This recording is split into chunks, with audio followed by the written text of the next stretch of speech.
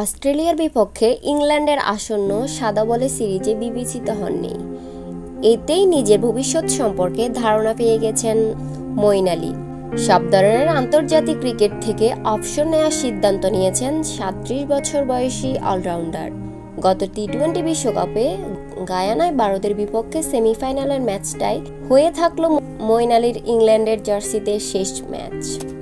British দৈনিক daily মেইলকে দেওয়া এক সাক্ষাৎকারে অবসরের ঘোষণা দেন অফ স্পিনিং অলরাউন্ডার। আমার এখন ৩৭ বছর বয়স। এই মাসে অস্ট্রেলিয়া সিরিজে জায়গা পাইনি। আমি ইংল্যান্ডের হয়ে অনেক ক্রিকেট খেলেছি। এখন সময় হচ্ছে পরের প্রজন্মের। আমাকে এটা ব্যাখ্যাও করা হয়েছে। আমি মনে করেছি এটাই ঠিক। আমার পাঠ এখানেই থামছে। ২০১৪ সালের ইংল্যান্ডের হয়ে সাদা বলের অভিষেক হয় মঈনের। ১৩৮টি ওয়ানডে ও ৯২টি টি-20 ম্যাচ তিনি খেলেছেন ইংল্যান্ডের হয়ে।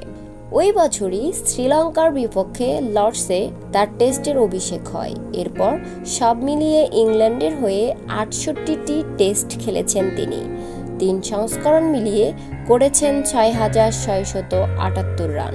সব মিলিয়ে ৮ সেঞ্চুরি আর ২৮টি 50 আছে তার। সব সংস্করণ মিলিয়ে অফ স্পিনে নিয়েছেন ৩৬৬টি উইকেট। আন্তর্জাতিক ক্রিকেট ছেড়ে দিলেও ফ্র্যাঞ্চাইজি ক্রিকেট চালিয়ে যাবেন এই ক্রিকেটার।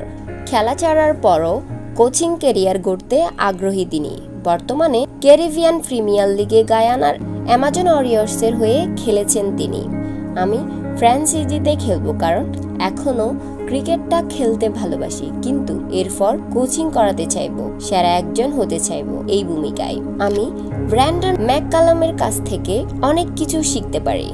আশা করি মানুষ আমাকে ভালো মন্দ মিলিয়ে মনে রাখবে।